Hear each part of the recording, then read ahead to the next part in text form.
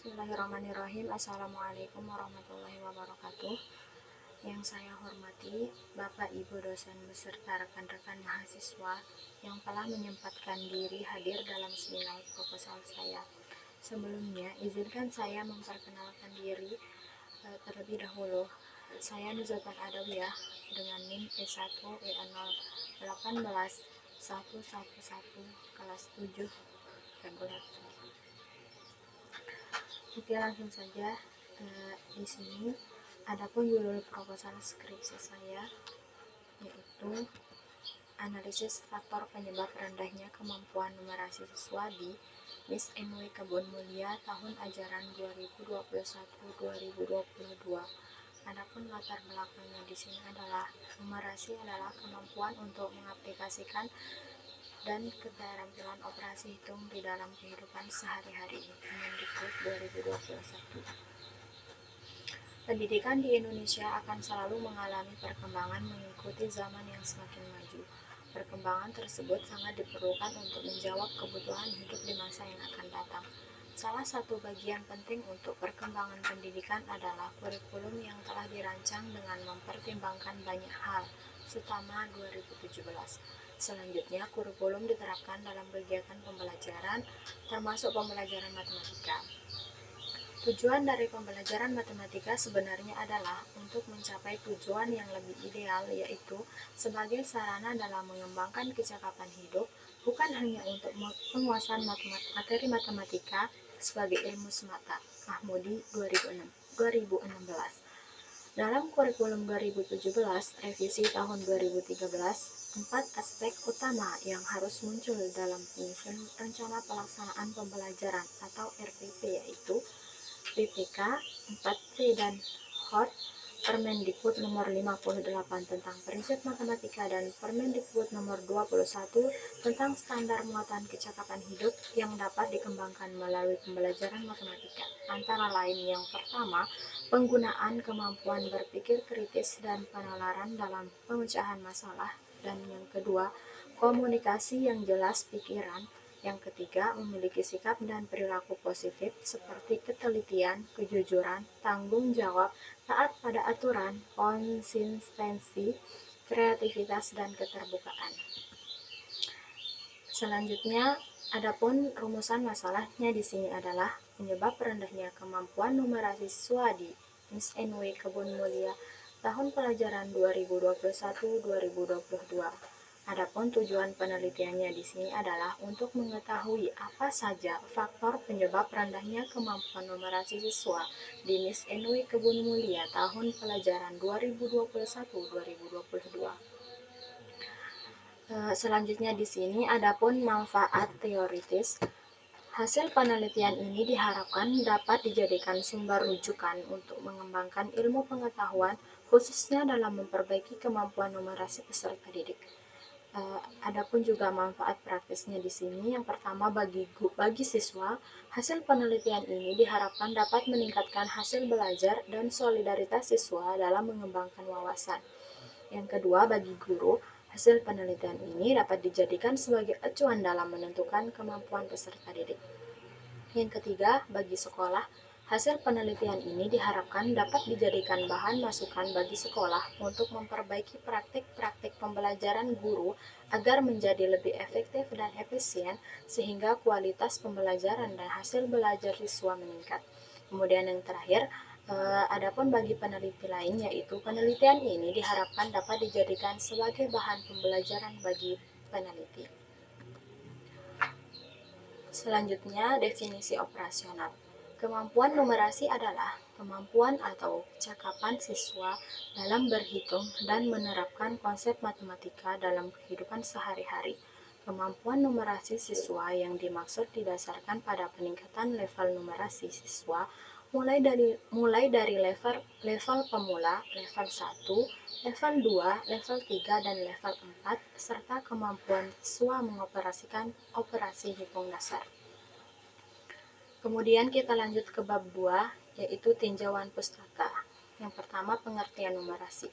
Menurut Kemendikbud 2017, numerasi adalah pengetahuan dan kecakapan siswa, kecakapan untuk A bisa memperoleh, menginterpretasikan, menggunakan, dan mengkomunikasikan berbagai macam angka dan simbol matematika untuk memecahkan masalah praktis dalam berbagai macam konteks kehidupan sehari-hari. B. Bisa menganalisis informasi yang ditampilkan dalam berbagai bentuk, grafik, tabel, bagan, dan sebagainya untuk mengambil keputusan. Yang selanjutnya, ruang lingkup numerasi. Menurut Han dan kawan-kawan 2017, numerasi merupakan bagian dari matematika. Numerasi bersifat praktis digunakan dalam kehidupan sehari-hari, berkaitan dengan kewarganegaraan, memahami isu-isu dalam komunitas. Yang kedua, indikator numerasi di sekolah. Yang pertama, basis kelas. Yang kedua, basis budaya sekolah. Dan yang ketiga, basis masyarakat. Selanjutnya, pengelompokan kemampuan numerasi. Terdapat 5 level kemampuan numerasi dasar di pendekatan semua anak cerdas, yaitu yang pertama level pemula, di mana siswa belum mengenal bilangan.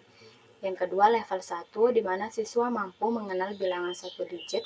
Yang ketiga level 2, di mana siswa mampu mengenal bilangan 2 digit. Kemudian yang keempat level 3, di mana siswa mampu mengenal bilangan 3 digit. Kemudian yang terakhir level 4, di mana siswa mampu mengenal bilangan 4 digit. Kemudian yang selanjutnya, penelitian yang relevan. Penelitian yang dilakukan oleh Muhammad Rifki Mahmud dan Ina Mariati Pratiwi dalam studinya mengatakan bahwa untuk memiliki kemampuan numerasi yang baik, siswa harus mampu berpikir dan berkomunikasi secara kuantitatif untuk memahami data, memiliki kesadaran spasial untuk memahami pola dan urutan, dan untuk mengenali situasi di mana penalaran matematika dapat diterapkan untuk memecahkan masalah. Kemudian, kerangka berpikir.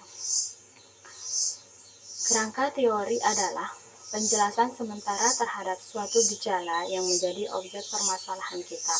Kerangka berpikir ini disusun dengan berdasarkan pada tinjauan pustaka dan hasil penelitian yang relevan atau terkait. Kegiatan menganalisis adalah sebuah kegiatan yang dilakukan dengan mengamati sebuah data yang telah diperoleh dan telah dikelompokkan pada kriteria yang digunakan oleh peneliti dengan tujuan untuk memperoleh informasi yang dapat dijadikan dan dianalisis. Kemampuan numerasi siswa berkaitan erat dengan masalah kehidupan sehari-hari. Siswa di Miss NW Kebun Mulia akan menjadi subjek penelitian pada penelitian ini, kemudian mengelompokkan siswa berdasarkan kemampuannya yang telah didapatkan berdasarkan hasil tes dengan menggunakan instrumen semua anak cerdas. Kemudian di sini penelitian kualitatif, rancangan penelitian yang dimana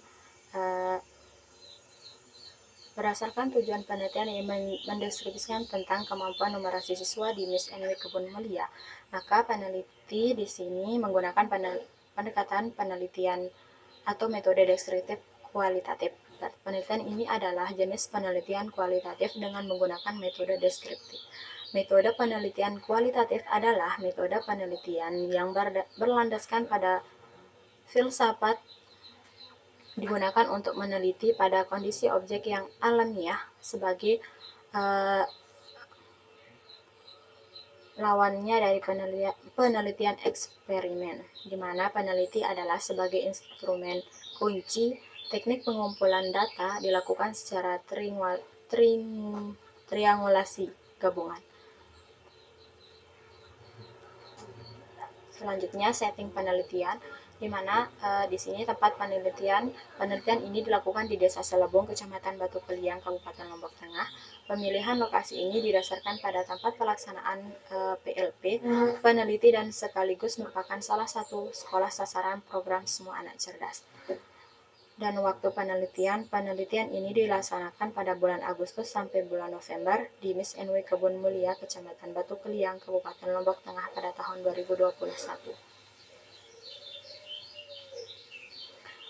Adapun metode pengumpulan data yang digunakan adalah yang pertama tes. Tes pada umumnya bersifat mengukur, walaupun beberapa bentuk tes yang bersifat deskriptif yang mengarah kepada karakteristik atau kualifikasi tertentu.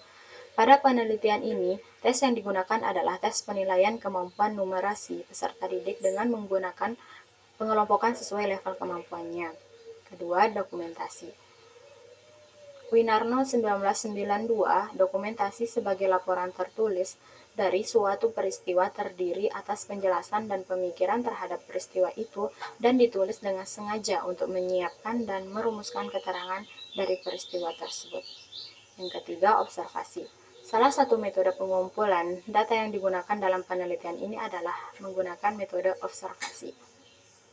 Sutrisno Hadi 1986 mengemukakan bahwa observasi merupakan suatu proses kompleks, suatu proses yang tersusun dari berbagai proses biologis dan psikologis. Dua di antaranya yang penting adalah proses pengamatan dan ingatan. Kemudian yang terakhir, metode wawancara atau interview. Marzuki 2000, metode interview atau wawancara adalah cara untuk mengumpulkan data dengan jalan tanya jawab sepihak yang dikerjakan dengan sistematis dan berlandaskan kepada tujuan penelitian. Kemudian di reduksi dan penyajian data. Reduksi data. Data yang diperoleh dari lapangan jumlahnya cukup banyak. Untuk itu perlu dicatat secara teliti dan rinci. Mereduksi data berarti merangkum, memilih hal-hal yang pokok, memfokuskan pada hal-hal yang penting, dicari tema dan polanya. Kemudian penyajian datanya di sini adalah langkah selanjutnya itu menyajikan data. Data yang telah direduksi tersebut disajikan secara deskriptif, di mana peneliti mendeskripsikan informasi yang telah diklasifikasikan sebelumnya. Sekian dan terima kasih. Mohon maaf apabila ada salah kata. Wassalamualaikum warahmatullahi wabarakatuh.